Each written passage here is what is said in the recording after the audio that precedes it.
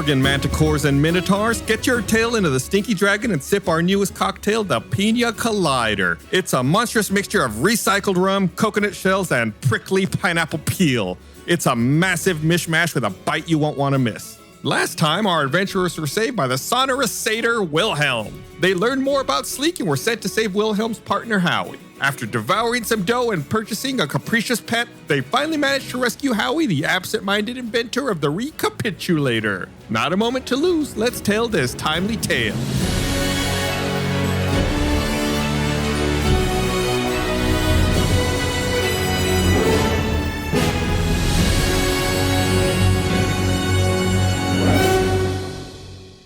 Hello, everyone. Welcome to Tales from the Stinky Dragon. Lots of alliteration. How much alliteration? So much alliteration. I love alliteration. I spit a lot on my mic. You know how the smell of a spitty mic and it's just kind of sour? Is that what it smells like right now? Give it a sniff. Give it a sniff. It's bad. Anytime I get close to my mic, I smell it. I do too. Sometimes I itch my nose on my mic. Yeah, I think a lot of people who don't record a lot of audio may not understand that, but it stinks. It stinks so bad. Mine smells great. I don't know what you guys are talking about. You minty fresh breath, I guess. Mine smells like a retainer, you know? Like wow, the sights and the smells of Stinky Dragon for the audience. Little peek behind the curtain. Stinky Dragon 4D. I'm gonna give my microphone a big sniff so the viewers can hear it. Let's not. Can we not? This is gross. Oh, yeah. It's the spot. Oh, yuck. Yeah, smells. Oh, John doesn't smell. Oh, right. No sense of smell. You're lucky for now. All right. So the sun begins to dip into the cloudy horizon, casting amber and ruby light rays across the city and its blossoms. Wilhelm hands the schematic over to Howie, who studies the paper for a moment and says, "Oh, right, the recapitulator. That's the whole reason I came here." Howie turns to you all and holds out the schematic. Would you like to take a look? This may sound preposterous, but I believe this device could potentially send a subject back in time. Whoa. Yeah, let me take a look at that. And then I hold it upside down, the plans. And I just stare and I go, A little bit of drool rolls out of the side of Kyborg's mouth. Who's like the techiest one of us? I just mean, like literally in character, like who's our gadget fiend? I have a robot for an arm. I would think, either Kyborg or Bart would probably Yeah, I was be gonna the say most- I'm inclined to Bart liking little contraptions. Yeah. But Is that a short joke? Little contraptions. I'm small but mighty. He flexes. Yeah, I think normally you rely on Dr. to do your tech for you. Mud looks at the schematic completely confused. Let me check it out. Could I jump on Mud's shoulders to see the Sure. paper? No, well, I think Kyborg's holding it. Oh, well, I want to see it, so I jump on your shoulder still. Oh, okay, just to get a view. Yeah, exactly. Just to see it.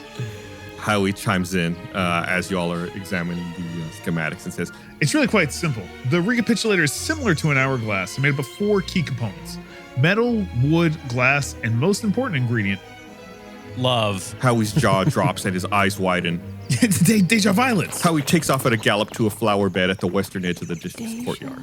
Violets. He found the flower he needed. How many Deja violets do we need? Oh, who are you asking? Well, I guess he just left. Yeah, he took off. He galloped off to go look at the flowers. Should we follow?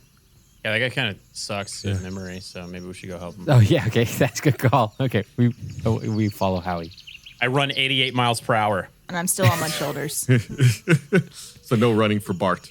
Why 88 miles per hour? Back to the future, bro. We're in time travel. Howie comes to a halt just shy of the flower bed. He points to a nearby patch of violet flowers. The purple petals seem to intertwine with each other, forming figure 8s around a stem. It sounds like the bell from the Twilight Tower begins to chime. Sleek steps out onto the balcony of the Glocken Tower once again, bows and says, Thank you. You are too kind. And now for the next movement in my symphony, Da Capo. He begins to play his lute again, and a repetitive melody fills the air.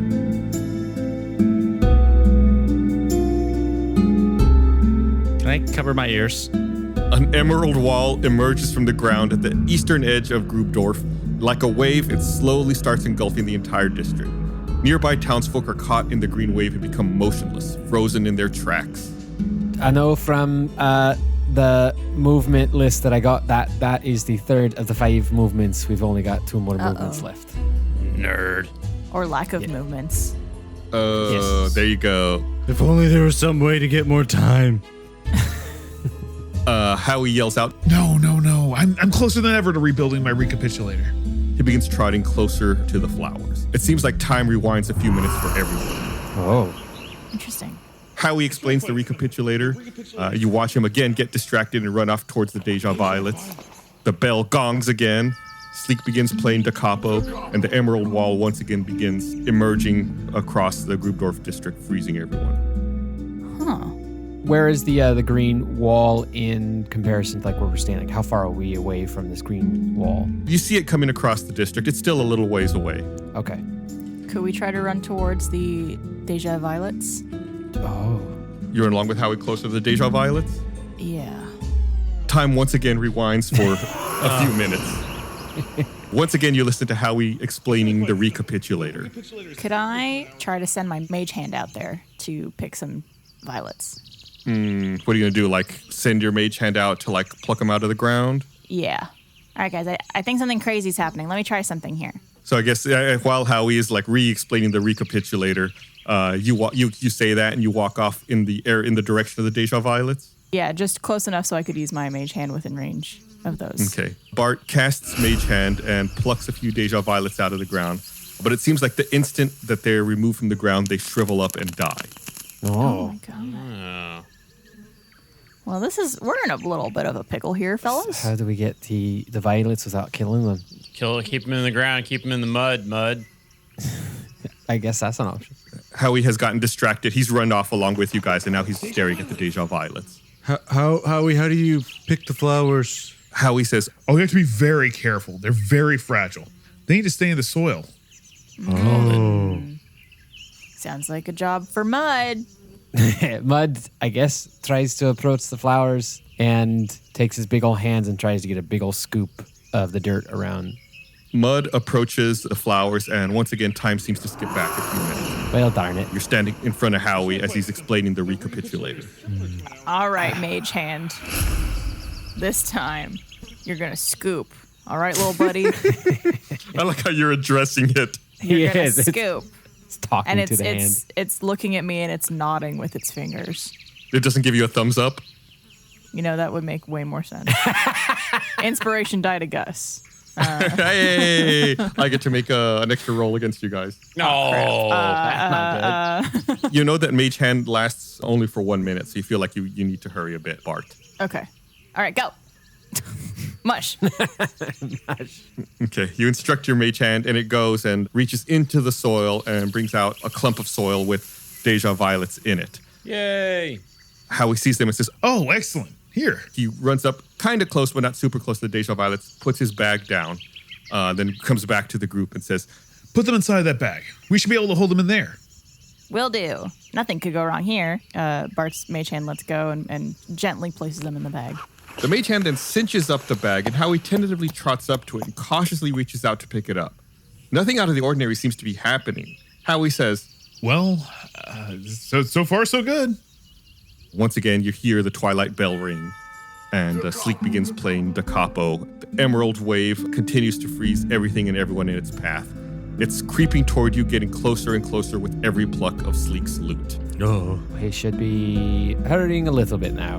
All right, how else do we need to make this glass thingy? What do we need to do? Howie seems distracted once again by the Deja violets. He's, looking at all of them in the flower bed there. And Wilhelm seems to be trying to pull him away to safety.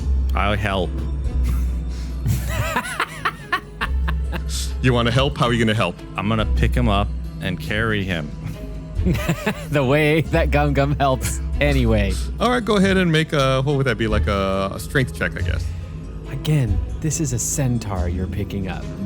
20. Gum we're talking He rolled a about. 20. Gum Gum's strong. I know. I'm just saying visually. If you want to visually understand what's happening right now. Well, how tall is Gum? 7 feet. Ah, yeah, you can pick up a centaur, no problem. So he's big. Despite Howie's big size, Gum Gum is able to pick him up fairly easily and carry him, and Wilhelm follows along. So I guess you all move away from the wave like Mud suggested, out towards the edge of the district. Yeah. Yeah. Sleek strums his mossy lute with an emphatic final chord, and the emerald wave comes to a halt at the border between the Grubdorf and Ironhoff districts. With a fetching smile, he bows to the city and disappears into the Glocken Tower once again. This guy sucks. Should we maybe ask Howie how to stop this from happening? I think we gotta bomb the Glocken Tower, guys. Can we hold up the plans? Howie, what do we do? Howie looks at it and says, Like I said earlier, you need 4 key components to make the Recapitulator. You need metal, wood, glass, and of course, my favorite, the Deja violets. Which we have Okay. now. Yeah, we have the violets. Where do we get glass? well, lucky for you guys, you spot a sign pointing to your left that reads Ironhoff District. Oh, Let's go. let's go. Howie and Wilhelm say, Things are far too dangerous for us and Pip here. We're going to leave town and head back home. All you need to do is find those components, and you should be able to craft the Recapitulator. The districts all specialize in different items, and it should be able to help you build the Recapitulator. Howie hands over the bag that contains the Deja violets and says, Here, you're going to need these. Mud takes. Here, you're gonna need these. I'm just kidding. Thank you for reiterating, Gum Gum. Appreciate it. and with that, Howie and Wilhelm take off with Pip in tow. Ta-ta. Cute couple. Pippin toe. Is my badger still giant? No, I think the badger would have shrunk back down to normal size by now.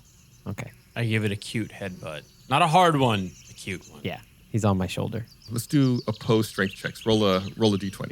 What? Strength checks? Yeah. I don't want to actually headbutt him. That's super hard. 16? Okay, yeah. I was just checking to see if his headbutt hurts you. Oh, okay. Oh, because he's trying. Yeah. No.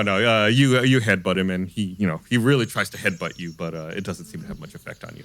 Ah, little guy. Good gumbo. So, like I said, there's a sign pointing off in the direction of the Ironhoff district. Okay. Let's go. All right. That's the kind of leadership we need. I like Gum Gum with a purpose. Let's go. He is very determined. Yeah, gotta save the world. You follow a paved path with flower beds on either side that opens up to another cobblestone courtyard surrounded by 6 tin-roofed buildings with sheet metal walls and iron doors. The buildings are clearly scaled down for smaller folk, and sure enough, as you enter the courtyard, you spot a crowd of halflings that are surrounding a raised silvery platform in the center. All of you go ahead and make a perception check. All right. Oh, 17. 22. That's a nat 20 for 27. Whoa. We're all so Man. perceptive. You all had amazing rolls there. About time. We know every person in this village. So all of you are able to peer past the crowd and see 2 halflings on stage dressed in full suits of armor standing around an anvil. One is holding a hammer and chisel, and the other is holding up a long, ornate sword to the crowd. You also notice that everyone else in the crowd is either wearing full-plated armor or leather aprons. They all appear to be standing at attention with solemn faces. You think that you may have come into some kind of ceremony or service, maybe something related to the district's guild or militia. And in the distance to the northwest, you hear a crash and a few screams. It sounds like they're shouting, "Hair sentimental!" Hair sentimental? Hair? Like on your head? That's what it sounds like. Can we look off in that direction? Yeah, you can't see too much in that direction, mainly because there's that big platform that seems to be attracting everyone's attention. And atop the platform, the halfling with the sword steps forward. She removes her helmet, revealing her bronze-toned chiseled face and a platinum-colored pixie haircut. Etched into her chest plate reads, Ali Foyel. She says, "I take great honor in sharing this day with all of you, my fellow halflings. For today, we salute Chunky Golden God for their excellence in craftsmanship and the art of swordplay. Shwingblade salute." Everyone in the crowd hammers their fists into their palms 3 times. Smack, smack, smack. Bart does the same. So does Gum Gum. Smack, smack, smack. I punched Gum Gum 3 times. Ow, ow, ow. Mud and Kyborg seem to be getting some rather mean looks from the nearby halflings. They're like, looking at you guys. Okay, I do the I thing. follow suit. Yeah. Ellie places the blade on the anvil and turns to the halfling with the hammer and chisel. She says, "Chunky, please do the honors and mark your initials in the shwingblade blade of glory." Chunky bows. They place the chisel on the blade and raise their hammer high. Whoosh! A huge gust of wind plows through the crowd from the northwest corner of the courtyard. Halflings and pieces of armor fly across the cobblestone. A rotating column of air touches down on the ground and violently rips up cobblestones as it floats toward the platform. It reaches out with a column of wind and sucks up the shwingblade blade of glory into its core funnel and propels Chonky into a nearby wall, resulting in a crunch. A deep, wispy voice bellows from the tornado. I am Chanel, and vengeance is mine. Allie screams out, "Loose air elemental! Halflings, to arms, to arms! We must retrieve the shwingblade blade of glory!" The crowd of halflings disperses into the nearby buildings, and 2 small platoons of armed halflings march in formation toward the air elemental. There's What a is lot of going drama in this on? town. This is cool. Yeah, I can't. Like, is this? What's the state of the actual town? Has news of Sleek reached this area? Like, is everything in chaos? Like, is this like Columbia and BioShock Infinite? Well, it seemed like they were carrying through with their ceremony when you walked up. It kind of reminds me of Hercules, that town. I think it was called Town of Thebes, where it was like super chaotic and they always had bad things happen, and then They're just Hercules used shows to up and yeah. So that's us. We're Hercules in this situation. We're here to save you, townspeople. There's an air elemental attacking that has sucked in the sword. The shwingblade blade of glory. It has a name. Shwingblade. Swing. Shwingblade blade of glory. The Shwingblade blade of glory, and is now standing in the middle, like close to us. Well, it's not close to you. It's off in the distance on the platform. But like I said, there's some platoons of armed halflings marching in formation now, approaching the air elemental. This seems like a good time to earn some favor with the crowd if we go help.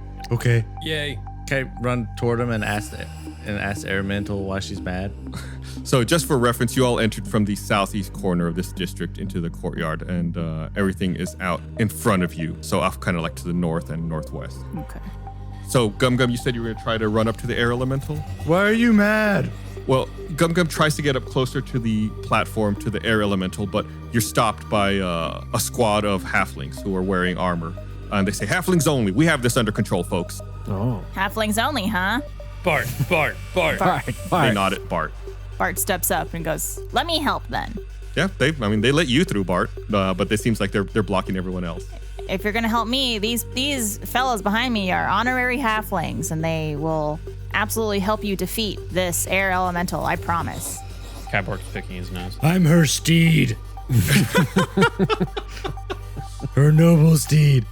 Go ahead and roll a persuasion check, Bart. Persuasion. Bart. Fire. And I lower down on all fours. I want to see. I hope some people send us fan art using hashtag StinkyDragonPod. I want to see Gum Gum the half orc on all fours as a steed, as Bart the halfling rides him. He loves them. Phrasing there, but let's Yeah, Oh, whoa. Bart riding Gum Gum. It's family Yeehaw. friendly. Yeah, they seem suspicious, but Bart, you were so persuasive to them that they opened up their ranks and they let you all pass through. You won't regret it. Okay. Is Bart on me now? That's up to Bart. He could be. No, Bart's gonna keep walking. He goes, "No, we gotta be professional." All right. Well, I'm still on all fours. On all fours. I'm galloping. Bart goes, "Come on, boy, come on." Let's go. And I gallop towards the air elemental. Chanel. Hey everyone, thank you for listening to and supporting Tales from the Stinky Dragon. If you got the time, I would love it if you could go and tell a friend about the podcast. You know, podcasts live or die by word of mouth. Or you can engage on social media, tweet or engage on Instagram with @StinkyDragonPod. You can use hashtag StinkyDragonPod, and maybe we'll use your name in an upcoming episode as an NPC, just like Chonky Golden God, the halfling, based on @Keruali. Apologies, I'm sure I mispronounced that. Chanel the Windjin, who is based on @FruitBat. Thank you so much for tweeting at us. We really, really appreciate it.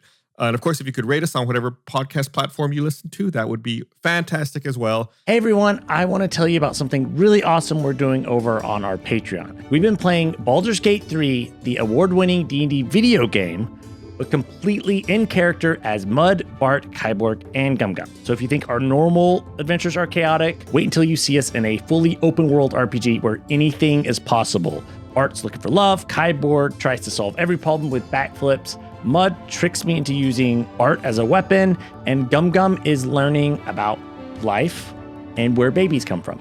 So if you like the Infinites, this is for you, and it's only on our Patreon. We've got a whole collection of exclusive gameplay videos, like John and I playing Elden Ring as Gunther from Campaign 3. There's also D&D one-shots and mini-campaigns with new characters and wild adventures. So go to stinkydragonpod.com, where you can access all of our exclusive content and a bunch of other cool perks. That's stinkydragonpod.com. It is the best place to directly support the making of this show. Thank you so much. Hey Stinky Dragon fans, it's me, Blaine, here to tell you about Stinky Dragon Adventures. What is that, you might be asking? Well, it's an adaptation of the Infinite campaign in puppet format. It's a lot of fun. They're 11-minute episodes. We put a lot of blood, sweat, tears, and felt into it. And if you haven't seen it yet, you can check it out at stinkydragonpod.com. And here's a little taste of what you can find. It seems my genotype created a unique biological environment that amplified the potion's effects. But how long will the potion of intellect last? And see here? Voila! Whoa.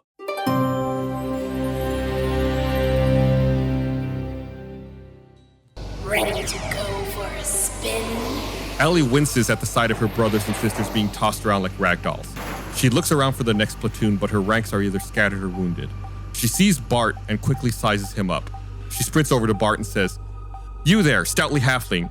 I see you're hardened by battle and armed with both sword and, loot? You must be the leader of this tall, motley crew of big folk. Will you and your party answer the call? Will you join our ranks in our hour of need?"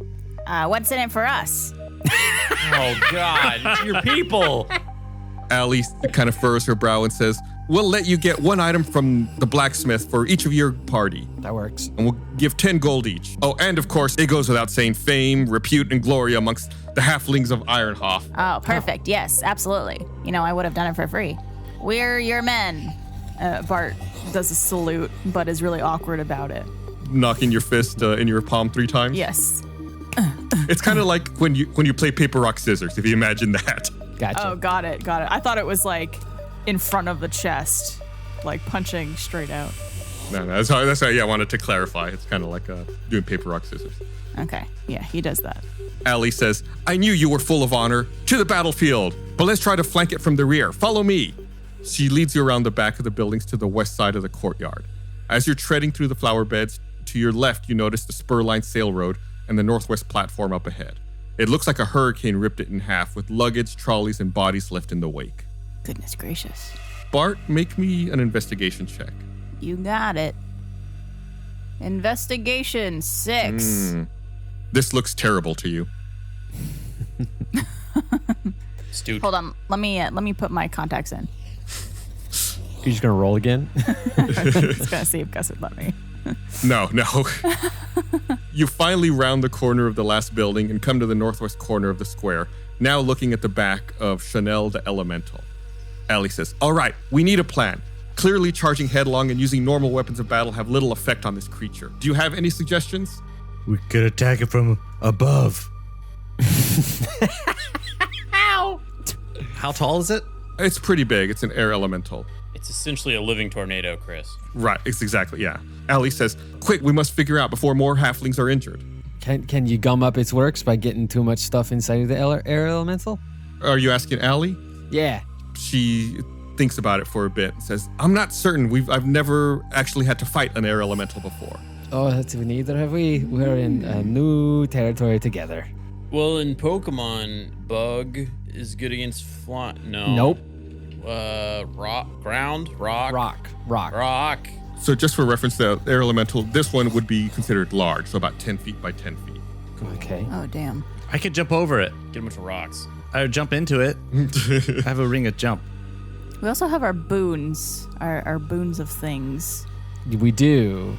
Is there anything that would help us in this situation? I have boon of speed, which I'm not sure how it could be effective right now, but what do you guys have again? The ring of jump triples my jump distance. I could get above it and come down on it. The question is, how do we stop air? Do we blow it in the opposite direction? Superman always flew around it the opposite direction. Yeah. I know. Mud turns to Gum Gum. Let's get, we can get into it and kill it from inside. Okay. Let's do that. Yeah, let's do that together. Can you do it too? Yes. You can jump? No, I'm going to go from below. You'll go from above. Okay, I don't know how you jumped that low, but okay. At this point, Chanel takes notice of you all. and charges in your direction. You really think you can throw caution to the wind and fight me? But suddenly, lute music begins to play over the air, and 2 emerald circles materialize in the courtyard, one to the north and one to the south. Uh-oh. They both appear to be 10 feet in diameter and spinning counterclockwise. As Chanel is charging towards your group, one of the emerald circles appears in front of them, and the lute music gets louder until all of time seems to pop back a couple of minutes. We were just given redo circles. So if we totally ruin this or die, somebody needs to get back in that circle to reset us. Okay. Chanel plows into the courtyard from the northwest. They reach the platform, suck up the shwingblade blade into their core funnel, and propel Chonky into a nearby wall. Crunch. I am Chanel, and vengeance is mine. Again. All right. Wait, that means that Chanel's aware of time manipulation. It said again. If the wind goes clockwise and then we do backwards, it'll be counterclockwise, and then it means it goes away. Allie jumps down from the platform. Loose air elemental, halflings to arms, to arms. We must retrieve the shwingblade blade of glory. We already did that. Allie points to you all and says, you, the stoutly halfling and big folk, follow me. Right, yes, we'll follow you. Where should we go? Allie leads you on the same path you took before, behind the western buildings, parallel to the sail road. You reach the northwest corner of the courtyard again, and she turns to you and says, does everyone else feel like we've done this before? Yes. Yes. No. I'm just kidding. That was a little joke. Is there any chance that there is something that Mud can roll to see if he knows anything about air elementals? Yeah. As being a magic-based creature and Mud is magic-based? Roll, I guess, like a Arcana. I was hoping you wouldn't say that one. Yeah, Arcana check. Okay. That's a 10. You think that non-magical attacks would be fairly ineffective against it. Okay. I can relay this to the group of just saying, we need to attack it with magic. Who's got magic to attack it with? I have magic. Okay. Allie chimes in and says, it seems we can't get near it, we can't kill it, and now it can send us all back in time. We need some kind of new plan. How do you capture something without it knowing? A big net. I use my dwarven stone of bread and I create darkness and smoke all around us to kind of create just a lot of smoke around so that we can maybe try to approach it stealthily. I don't know. I'm really just grasping at straws here. Cool. What is in our eye line? I feel like if we dropped a building on it, that would help. Yeah, you're kind of between a couple of buildings near some flower beds, between buildings next to the courtyard. Out in the courtyard is that platform where Allie and Chonky were, Golden God, and like the Spurline Railroad, Sail Road, where the trolley got knocked over. Oh, I have an idea. How many of those flowers do we have? How many flowers do we have? That's a good question. The mage hand was only able, imagine your hand reaching in and picking up like a plot of dirt under flowers. So it's like one bundle of Deja violets. Could we throw a flower at it? It'll pull it out of dirt and it'll go backwards, and the tornado will spin. Well, it will wilt and die if we pluck it, though. No. We throw it with the lump. We give it a flower with a lump, and then it spins backwards and turns itself inside out. I'm not sure the flower is going to make it spin backwards. Yeah, I think that'd take us all back in time. Can I see the sword inside of it? It's hard to make out. There's a lot of debris in there in general. I'll tell you, if you want, y'all can try to roll maybe like a wisdom or intelligence check if you want to try to see what we can figure out from here. Yes. Oh, what if you heated the metal and it would, That's what I was glow? trying to see, is if I can see the sword so I can do that. That's a 13. 11 for wisdom. Oh, 6. Wisdom is 6 for me. Oopie. 9. Oh, we were doing wisdom? I did intelligence. I think he said wisdom either. or intelligence. Yeah, Oh, whichever you well, then prefer. I'm going to roll. I'm going to stick with my 13. Yeah, take the best of both worlds. Sordo chimes in and says, what if we do what we did with the Deja violets? We used mage hand to pick the dirt. What- How did we do? Was it getting, when we got closer to it, it was turning us back? Sordo says, sneak up on it without it noticing. That's why I cast the dwarven stone of bread. Oh, so you actually did that. I thought you were just like speculating, like trying to like spitball. Yeah, ideas. that's why I figured getting up to it without it noticing us would be the better thing. Okay. Sorry, my bad. I thought you were just like spitballing possibilities with the group. Yeah, so it creates darkness and the smell of freshly baked bread. So we're now we have darkness. I also want to use Mask of Wild, which obscures me in natural phenomena, which I feel like a windstorm is a natural phenomena, is it not? Well, a windstorm is, but an elemental is not. Boo. Allie says, of course, we could set a trap if you obscure yourself, and then we just need some kind of cage to capture the creature without their knowing it. I thought it was a cage back at the apothecary. Okay. Allie says, okay, new plan. I'll tell you what.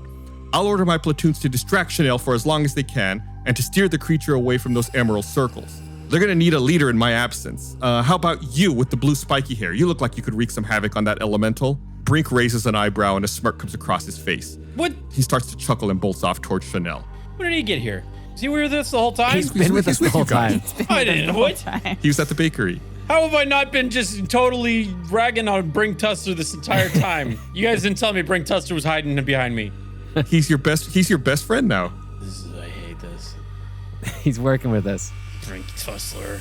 Allie watches him run off and says, okay, guess I'll take that as a yes. The rest of you come with me. Okay. She turns to the building to your left and walks up to a window on the side. She says, I've always wanted to do this. She raises her elbow and jabs it straight through the window without flinching. Glass shatters and spills everywhere. Cool. She looks to you all and says, after you? Are we at the apothecary? No, you're at one of the buildings there in the Ironhoff district. Remember, the apothecary's back in Grubdorf, which is now in the Emerald Wave. That's what I thought. Covered in green. Yeah. I run and dive through. Make a acrobatics check. So many acrobatics checks. One. It was a 1. Was it actually? Plus 3. Yes, it was. It was in that Oh one. my Gum Gum God. tries to run and dive through the window, but runs headlong into the wall of the building. He takes 4 points of damage. Oof. Oh. Is that what it looks like when I do it? Yes, it does. It looks exactly like that. Oh, God. Mud goes in through the hole like a normal person, steadying himself as he does it. Are you sure you don't want to make any unnecessary checks for this, where you could potentially damage yourself? Nope, I'm okay. I'm a big sure? boy who just wants to make it through the hole. I was trying to be quick. I say to the wall. Are we going through? Is this a window or is this a door that we just busted through? It's a window. I dive through. Make an acrobatics check. Hey, 25. That's how you do it, Gum Gum. Damn. Oh, yeah. Kyborg dives through the window perfectly. Not a scratch. I kind of just I kind of limp through it. And Bart, you join them as well? Yeah, he does a little hop in after the window has been clearly broken open by Kyborg and does a little hut. Roll for athletics. Acrobatics. Nah, the way she described it sounds like it's just like a pretty easy, hopping in. Moving like a normal person. Nothing fancy. You enter what appears to be a halfling-sized forge in pristine condition. It's really comfortable in here, guys, huh?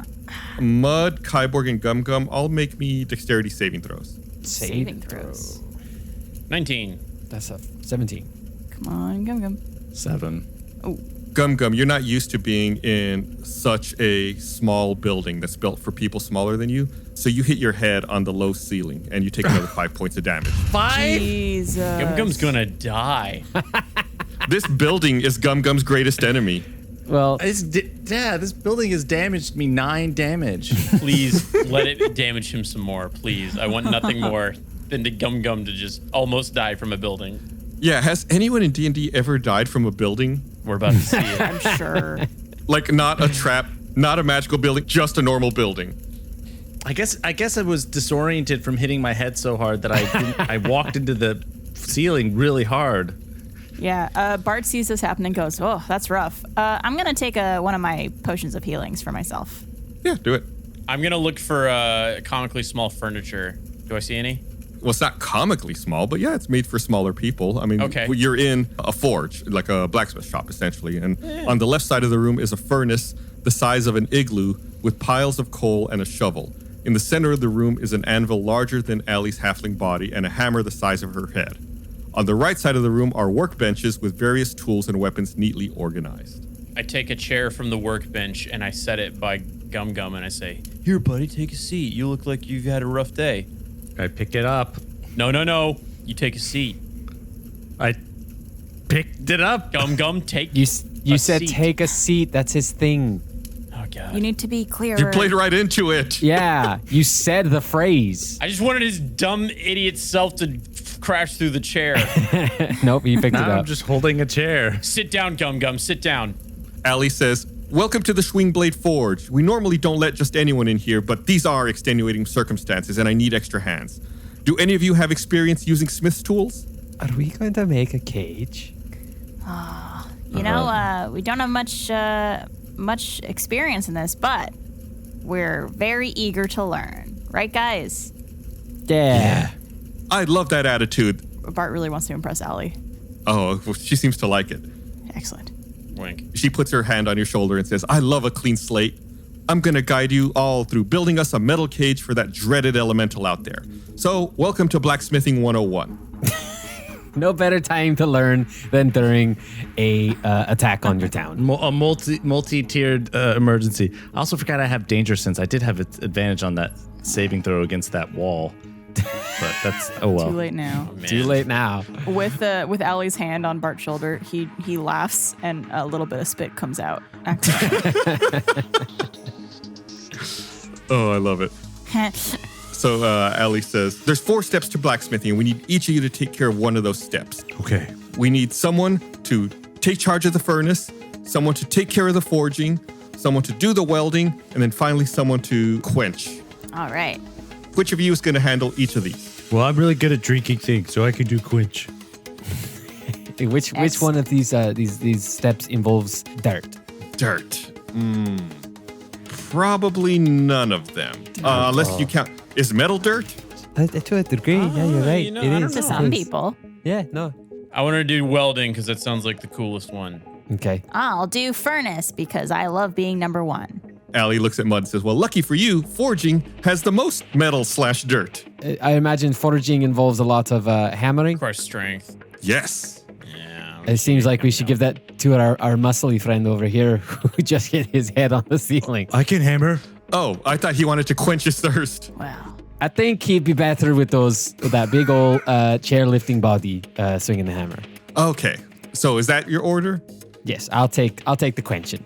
Perfect. All right, we don't have much time. Now that you've all decided, let's talk about your tasks. All right. Each of you has 1 minute. Hold on, speaking of which, let me get my timer ready before I get into this. Oh, God. We could just timer in her head, right? Each of you has 1 minute to complete your respective tasks. Oh. So, Bart, you're going to have to take care of the furnace. You're going to have to heat the metal until it gets to the appropriate temperature.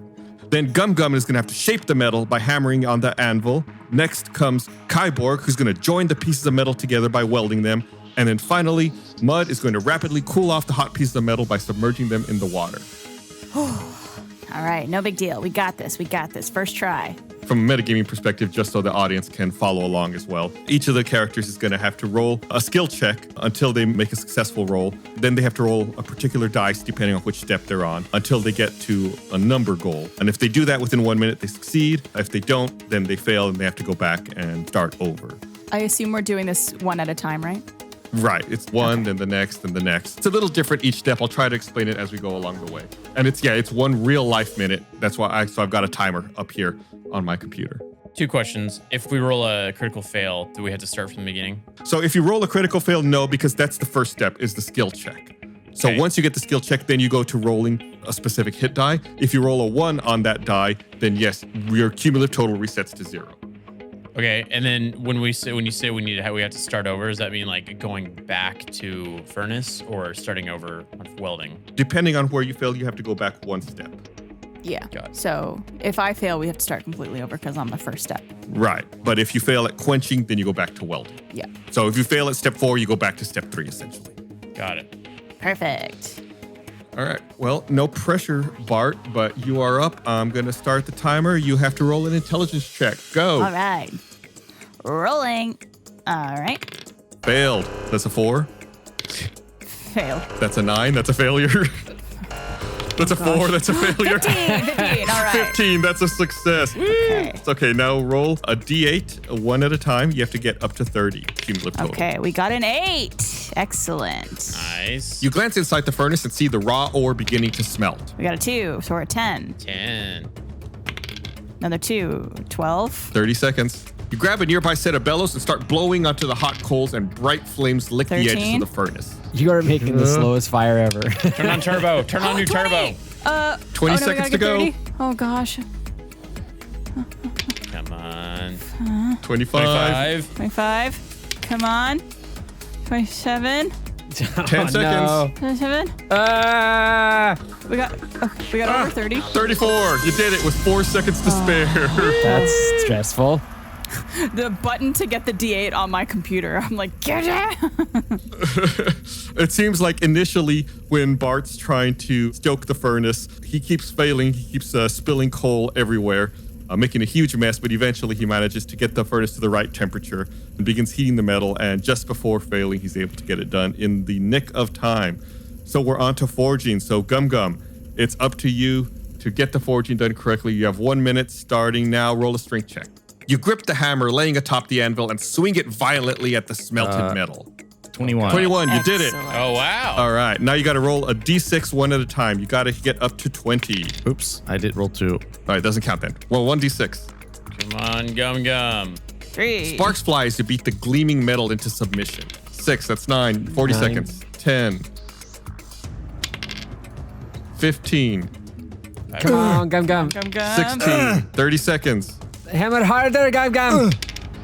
You rolled a 1. Actually, that resets back. Oh. Got to keep Oh, going. dang it. You pummel the metal too hard and its shape begins to warp. That's a 1. You're at 0. Oh, Gum Gum. 1, 0. Oh, Gum Gum. 3. 6. Good, good, 10. good. 3, 13. 2, 1. That's time. Time is up. Oh, no. Did we do it? No, that failed to get there in time. There were too many ones by Gum Gum there. It's lava roughly in the shape of a sword. Gum Gum hammers so hard on the metal, he's so into it that he breaks the metal. It shatters into various pieces.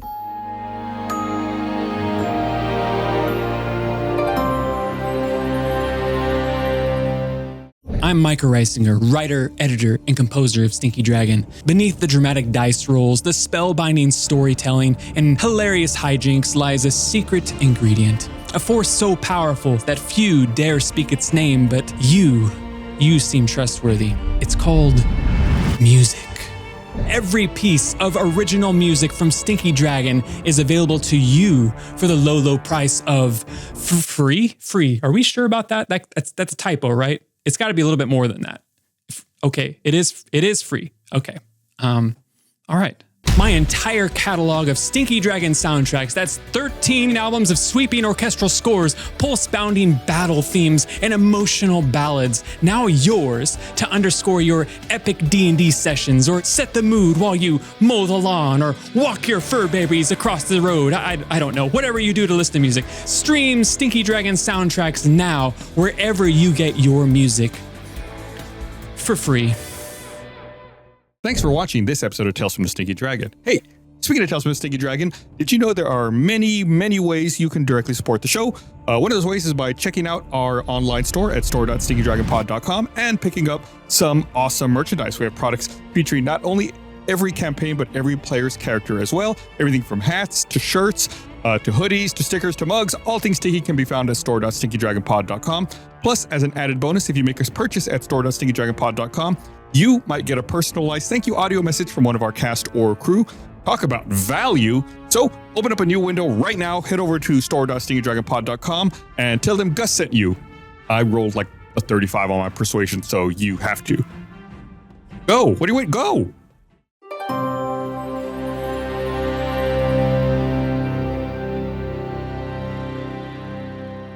I'm sorry. Quick metagame question. Because I'm a bard, if I roll a 1, I'm lucky. Could I roll? Does it count for this game? Or is it still? I go back to 0. You only get to roll that on like skill checks, like a D20. Gotcha. Okay. Since Gum Gum destroyed the metal, we got to start over with Bart redoing the furnace. All right. Hey, I hope you're hanging out at the end there, Mud, because you'll be there for a while. Mud is hanging out by the water and just playing with his shape of water spell and just making shapes and stuff float around and entertaining himself. Intelligence check, go. We're ready. 13, we did it. All right. Much better. First All right, try. roll a d8, one at a time. 6. Nice. 6. 7. Excellent. No whammies. No whammies. 13. 7. 20. 20. Good. Yes. Doing really good. 22. 40 seconds. 27. Or sorry, 29. Oh, one 29. more. Oh, Don't get a one. Roll Don't a get a one. Roll a one. Yeah, 32. You did it in 26 seconds. Excellent. Right. Excellent. Got the hang of it. So since you were able to succeed so quickly, I mean, I guess you really learned from your previous attempts at this. Since you finished it in under 30 seconds, you get an inspiration die for this mini game. Yay! We're going to call it a do-over dice. You can use the do-over to reset something. So you all have one do-over die. It can be used for any die roll. To be used by the group. Yes. Gotcha. Cool. All right. So yeah, use it if you guys need it. All right, so we're back on Gum Gum. I'm ready. You're going to have to make a strength check. You're going to have to roll right now. Go. Gum Gum Smash. Yeah. That's a success. 24. All right, roll a d6, one at a time. 4. No ones. Come on, no ones, my dude. 7. Good. 11. 13. Come on. 18. Excellent. So close. 1. That's So a reset. close. Ooh, you missed the anvil entirely and smashed your own hand. Do my inspiration die. 35 seconds to go. Did it. Did it. 23. You did it. That was under 30 seconds too. No, it's 34 seconds. Nice try, though. I like you boldly claiming something you have no way of confirming. All right. All right, so that burns your do-over die, but it did save Gum Gum from destroying the metal. I whisper, thank you. Gum Gum seemingly got the hang of it a little better this time than the last time and was able to shape the metal by hammering it on the anvil. And he hands off the pieces of metal to Kyborg for welding. So Kyborg, it's up to you to weld them together. You're going to roll a dexterity check first, and then after that, you're going to roll a d6 one at a time until you reach 15. However, if you go over 18, that's a failure. The metal will break. No, my strength may be too strong. Don't do that. Ready, go. Watch and learn. 17. You take hold of the Yay. sheets of metal and place them in the furnace's flames, preparing to meld the two slabs. 5. Dang it. Start reset. Dang it. Start over. Reset. Dang it. Reset. 5. 5. Dang it. Reset. 6. 6. 6. 12. 30 seconds. 16. 16. Oh, That's it. success. You successfully do it right at 30 seconds. That doesn't qualify for a do-over die, but you did manage to get through it pretty quickly. It was a little harrowing there. Some resets by Kyborg on the welding process, but you were able to successfully weld the pieces of metal I together. forgot I was right-handed for a moment. So I was hammering it with the wrong hammer hand. We move on to the final step, the quenching of this hot metal. I just have to dunk metal in water and not screw it up. To cool it correctly. So from a metagaming perspective, Mud first has to roll a wisdom check. Then he's going to roll a d4 one at a time until you reach 10. However, if you go over 12, the metal becomes too brittle and it's a failure. And you also have 1 minute. So go, wisdom check. 18. 18, that's a success. Roll a d4.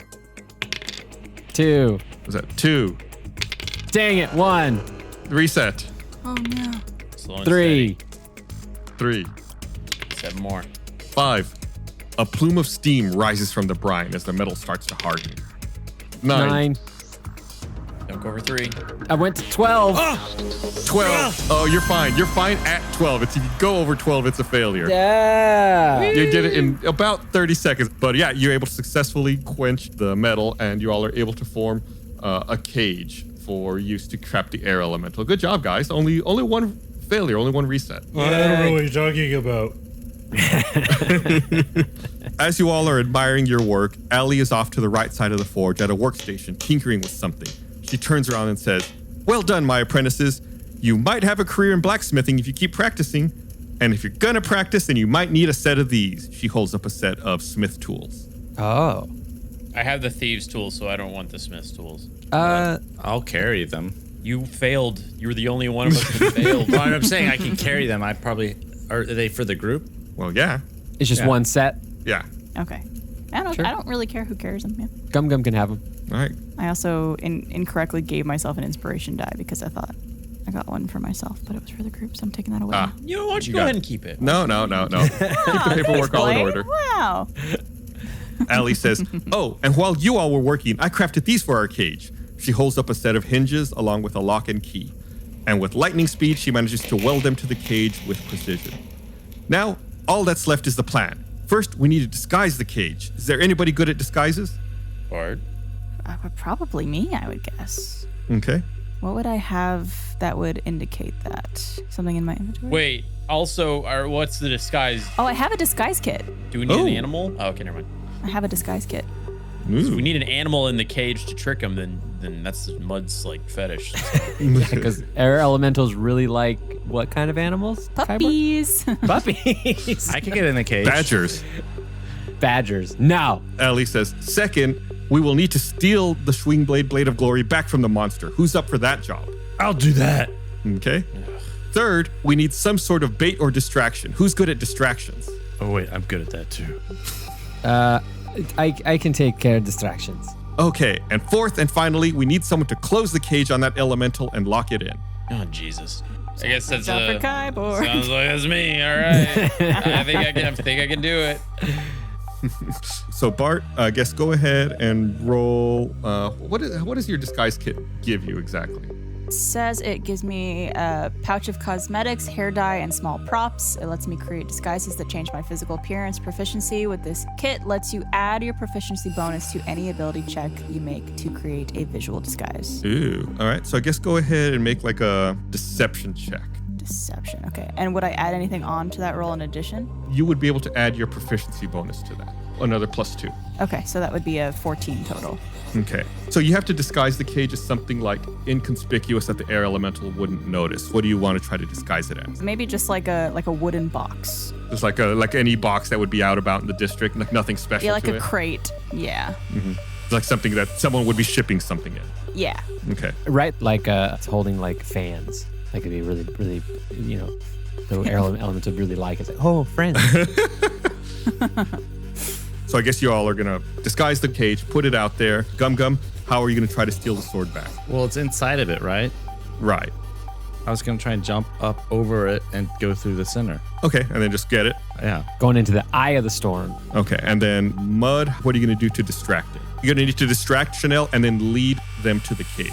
I'm going to. That's a good question. You could be like bait.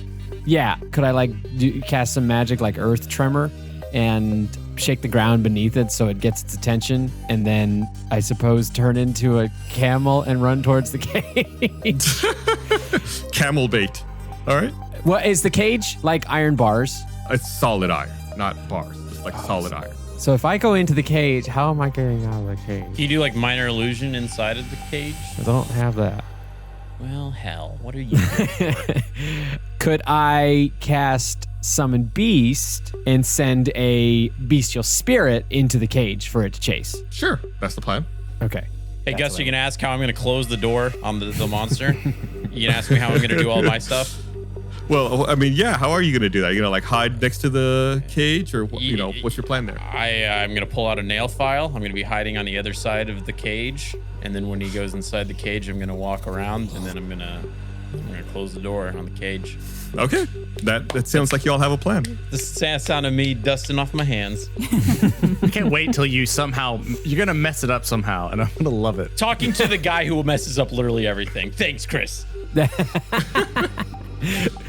Teamwork. You guys ready to try this? Yep. Yes. Okay. Bart did a really good job actually disguising the cage as just a plain wooden shipping box. So I guess you all push it out into the courtyard. Mm-hmm. Gum Gum, are you just gonna run straight up and charge at the air elemental? No. That's so unlike him. You tell me what you're doing. Well, what is it doing right now? It seems to just be creating havoc, fighting with the platoons of halflings who are distracted right now. Okay. with Brink on the other side with them. Before Gum Gum tells us his plan, Mud slaps him on the butt and gives him guidance for whatever the heck he's going to be doing. Okay. Is it distracted where if I just run up, it's like... Yeah, I mean, you probably would have to make a stealth check, but you would have some advantages on it because it's not looking in your direction. It's preoccupied with the halflings. Then Gum Gum wants to sneak up to it, ducking behind halflings. I picture Kronk in the Emperor's New Groove sneaking around. Every time Gum Gum moves. This is the second time we've made that reference to that Kronk moment. We really like that movie. It's a great movie. Go ahead and make a stealth check, Gum Gum. 11. I'll say you have advantage because, like I said, they're distracted by the. He also has the guidance. 19. Yeah, we'll say Gum Gum still has it because you had advantage on this. All right, so Gum Gum, you managed to successfully sneak up behind Chanel. What's your next step? All right, it's gonna use the jump spell. Is there something nearby that's like I could jump onto as well to give me even more height? Not really. Most everything around it is destroyed because of the winds from the air elemental. It's like ripping everything up. Oh. But if you have that ring of jumping, you can triple your jump distance. So, I mean, that should be sufficient for you to jump up into it. Well, then I'll jump in from the top and come down the center so that it can't push me away. Okay. And then what, you're going to grab the sword at that point? Yeah, I'm going to be swinging around, grabbing the sword. Yeah, we'll say you're able to jump up. From everyone else's perspective, it seems like Gum Gum just like shoots into the air with a really high jump. It's like a Jedi thing. He jumps up into the air and down into the air elemental. Roll me a dexterity check. 21. Yeah, you're able to grab the Shwingblade Blade of Glory. I'm like flying through it and I grab the sword. That's so cool. Yeah, using momentum from your big jump, you're able to grab the sword and then roll out of the air elemental. Ooh. So now you all have Chanel's attention. So now it's Mud's turn. Yeah, I cast Earth Tremor to get its attention. It has to make a save. Yes, dex save, 15. Dexterity. Ooh. How is air dexterous? Air elementals are very dexterous. It has a +5 dexterity, which not is still enough. not enough. Yeah. Your spell is successful. Does 3 damage. So yeah, it takes 3 points of damage. However, it is not knocked prone. You can't knock an air elemental. Okay. So then I cast Summon Beast, and I summon as big of a bird as I can. And the bird is just flying circles around the air elemental, trying to get its like gaze. And then once it realizes it has its attention, it flies directly towards our box. Make a performance check to see if you can get its attention. You got this, don't worry. 3. Oh, yeah, it doesn't quite seem to work. Chanel notices you casting these spells and rushes over to you and makes a slam attack against Mud.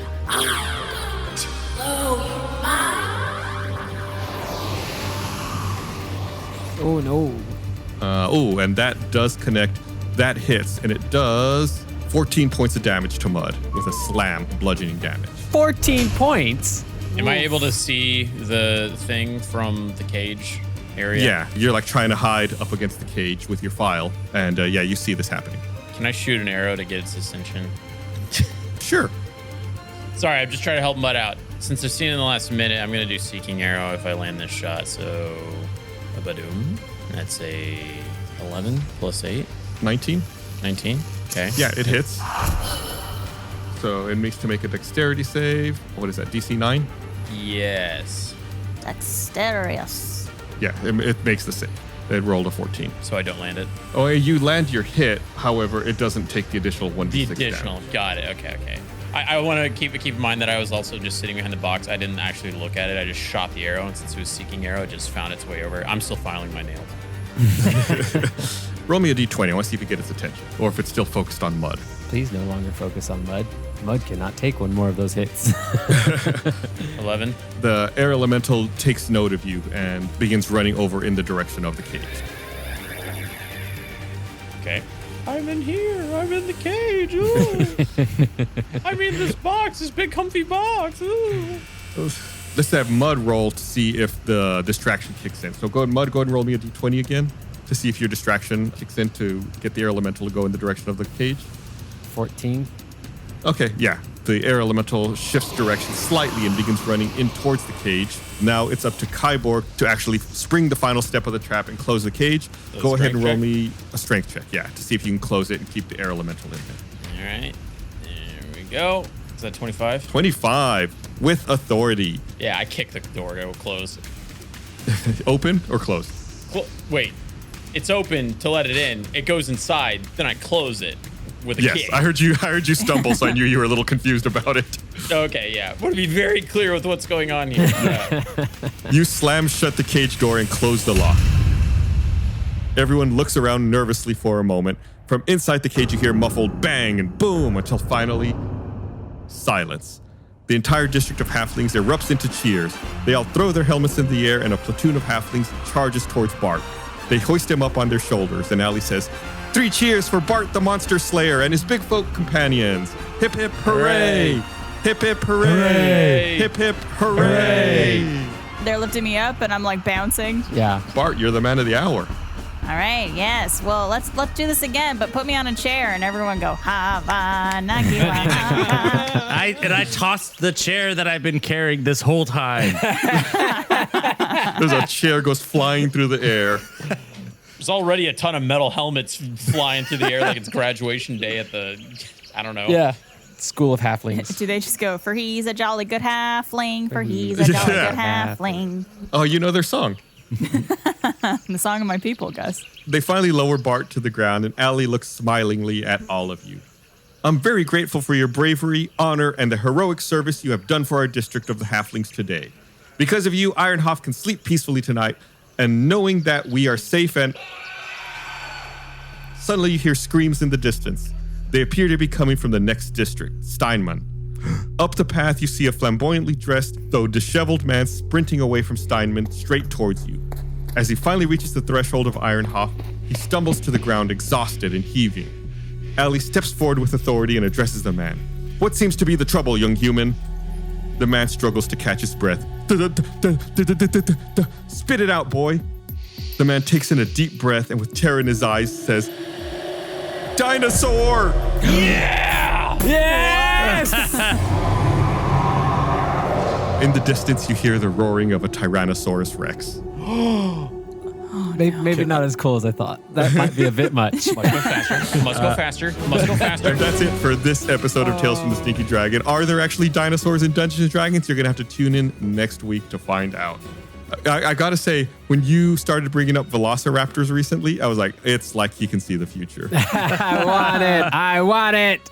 You willed it into existence. Have we talked about our new merch?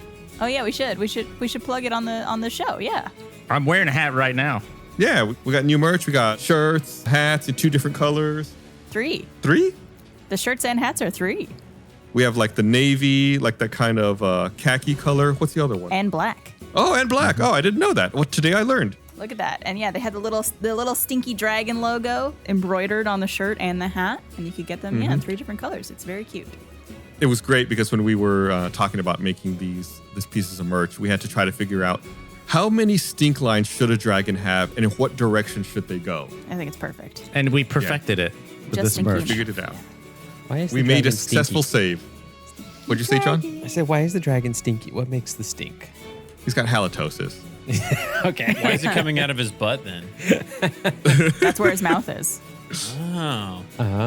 It Weird is- anatomy. Two-headed dragon. Tons of great Stinky Dragon merch. You can show your support for the show that way, on top of course, any love on social media you can send us. We really appreciate it. But thank you so much for listening, and we'll be back again next time.